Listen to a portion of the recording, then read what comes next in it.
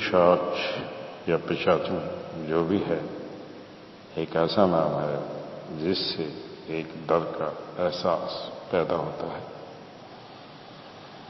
फिर भी कुछ पिशाचनियां या पिशाच इतने बुरे नहीं होते जितना हम समझते हैं।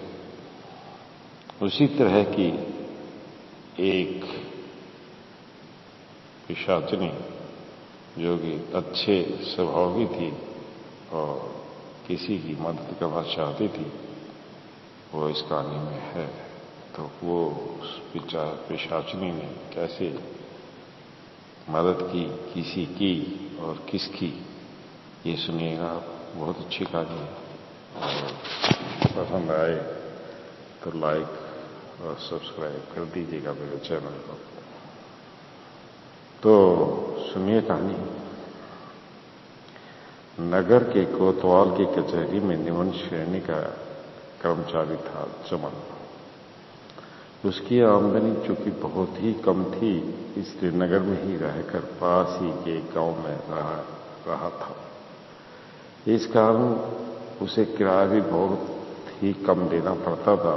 वह पुराने जमाने का कैपरेलों से ढका छोटा सा घर था, परंतु कुछ ही सालों में उसने सस्ते दामों में वह घर खरीद लिया। उस घर में वे जब से रहने लगे, तब से उसकी पत्नी अनेकों तकलीफों का सामना करते हुए जिंदगी गुजार रही थी। चमन सवेरे निकल जाता और रात को ही घर पहुंच पाता था। तब तक उसकी मां कांता अपनी बहू को तरह तरह से सताती रहती थी। वाक वानों से उसके दिल को ठेस पहुंचाती थी।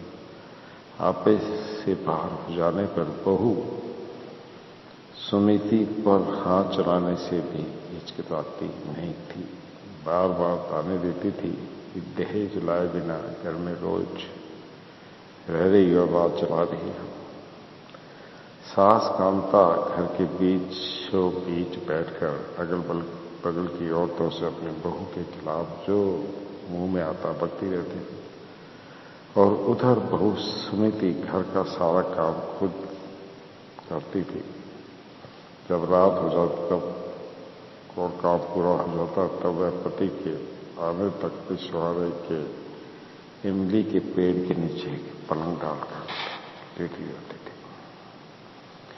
एक दिन रात को कांता ने पेट भर खाने के बाद अपनी बहू से सारे बर्तन मंजवाए, रसोई घर को साफ करवाया और उससे कहा, अब जा और इमली के पेड़ के नीचे की चटाई पर पैर फैलाकर लेट जा। मेरे बेटे के आने तक सोना मत। यूं कहकर उसने उसे पिछवाड़े में धकेला और दरवाजा बंद कर लिया। सुमिति सुतली बनी चरपाई के कोने में बैठ गई। सर्दी के कारण वह कांप रही थी। चरपाई के बीच में रस्सियां टूट चुकी थी, इसलिए लेटना उससे हो नहीं पा रहा था। एक स्त्री पिशाचनी अचानक वहां पर प्रत्यक्ष हो गई। वह सुमिति बिल्कुल डरी नहीं, क्योंकि राक्षसी सास के हाथों उसने कई यातनाएं सही थी।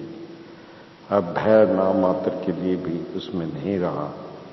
यह छोटी मोटी पिशाचनी सास की तुलना में उसकी दृष्टि में कुछ भी नहीं थी। वह बिगाड़े भी तो सास से ज्यादा क्या बिगाड़ सकेगी, इसलिए निर्भीक होकर वह बस देखती रही। मैं पिशाचनी हूं, आंखें छिपाती, हाथ हिलाती,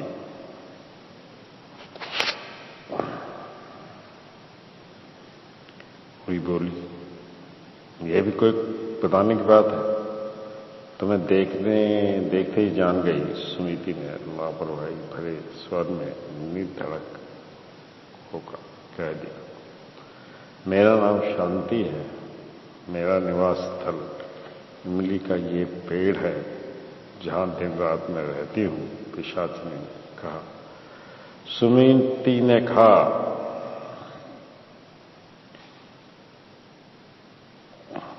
मानवों में भी भय उत्पन्न करने वाली इस अंधकार भरी रात में पेड़ से क्यों उतरी हो? जानबूझकर उसने सवाल किया, क्योंकि जितनी जल्दी हो सके उतनी जल्दी वह उससे मुक्त होना चाहती थी। तुमने बहुत ही अच्छा सवाल किया है। तुम लोगों के इस घर में आने से पहले यहाँ शांति ही शांति थी, आराम से अपनी जिंदगी काट रही थी। तुम्हारी चुड़ैल सास की गालियां सुनते वे मेरे कान फटे जा रहे हैं। वह तुम्हें जब देखो सताती रहती है, भला बुरा कहती रहती है। आखिर यह सब तुम्हें रहने की जरूरत नहीं क्या है? तुम मुंह सीकर चुपचाप क्यों बैठ जाती हो? पिशाचनी ने हमदर्दी दिखाते हुए उससे पूछा। उसने सलाह भी दी कि सास का विरोध डटकर करे। अरे शांति विरोध करना, विरोध करना तुम्हारे कहे अनुसार किसी भी गृहिणी के लिए इतना आसान काम नहीं है। मेरे पति बहुत ही अच्छे और भोले भाले आदमी हैं। दहेज लिए बिना ही मुझसे शादी की, उनकी मां के खिलाफ उनसे शिकायत करके उनके मन को दुखी नहीं करना चाहती। अगर तुम शांति चाहती हो तो ये पेट छोड़ दो और किसी दूसरे पेट पर चली जाओ। सुनीति ने कह दिया। शांति ने कहा, तुमसे बात करना बेकार है। मेरी समस्या का परिष्कार तुमसे नहीं होगा। मैं स्वयं इसका उपाय ढूंढ लूं। तुम्हारी सांस को दर्द देकर ही रहूंगी। उसका मुंह बंद करके ही सांस लूंगी। फिर वह वहां से गायब हो गई और कांता की खाट के पास प्रत्यक्ष हो गई। उसने उस पर गर्म हवा फूकी। सर्दी के इन दिनों में इतनी गर्म हवा कहां से चल रही है? कहती हुई कांता ने आंखें खोली। सामने खड़ी पिशाचिनी को देखकर जोर से चिल्ला पड़ी। पिशाचिनी ने मुस्कुराते हुए कहा, डरो मत, मैं शांति हूं। तुम्हारे साथ जो अन्याय हुआ है उससे मेरा हृदय पिघल गया है।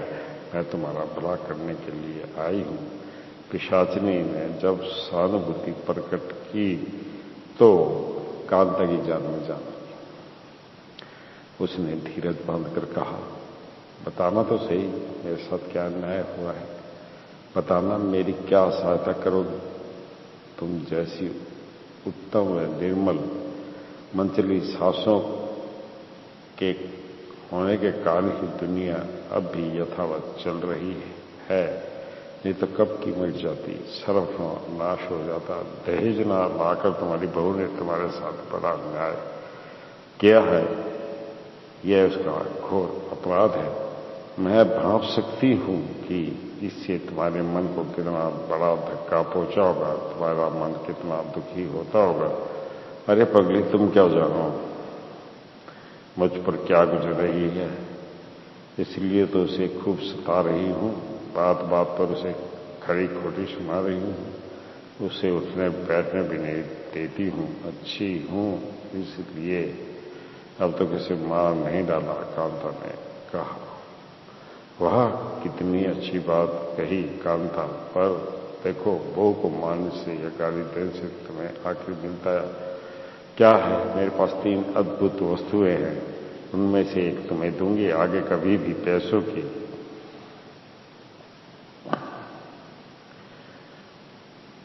कमी महसूस नहीं करोगी, पिशाचिनी ने आश्वासन देते हुए कहा।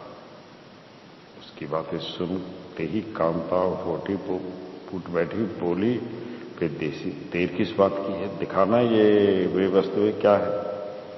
पिशाचिनी ने गुलाबी रंग के एक तौलिए की सृष्टि की और कहा, अपनी बहू को स्नान कराना और इस तौलिए से उसका सिर पोंछना।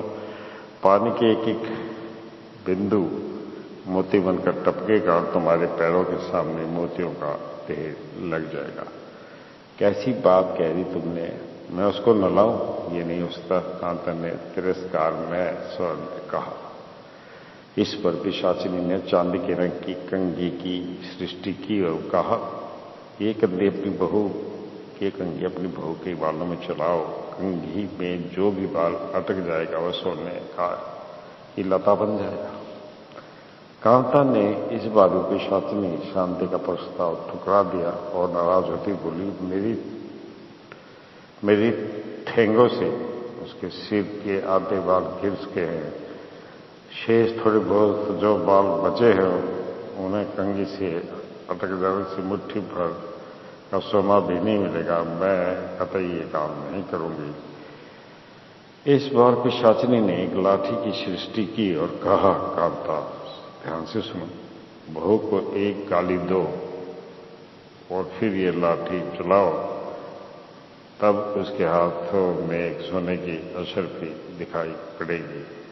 जितनी गालियां दोगी, जितना बार मारोगी, उतनी अशर्फियां तुम पाओगी। कांता की आंखों में चमक आ गई।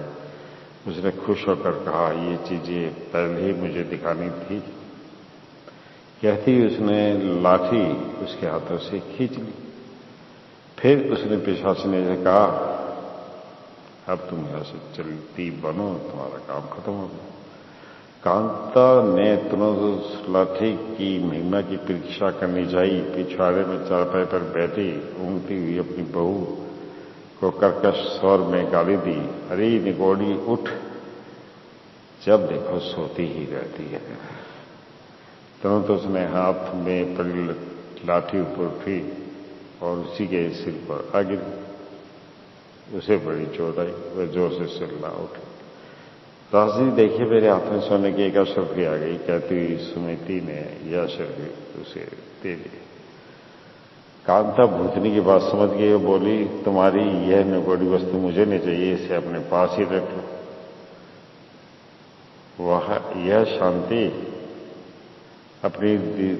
यह शांति अपनी दी हुई चीज कभी वापस नहीं लेती। ये लाठी हमेशा तुम्हारी रसोई घर में ही सुरक्षित रहेगी। बहू को गाली दोगी या मारोगी तो ये लाठी तुम्हारी खबर लेगी, सावधान। पिशाचिनी ने ये बात कही और वहां से गायब हो गई। तो दोस्तों, ये कहानी एक ऐसी सास की थी जो बहुत ही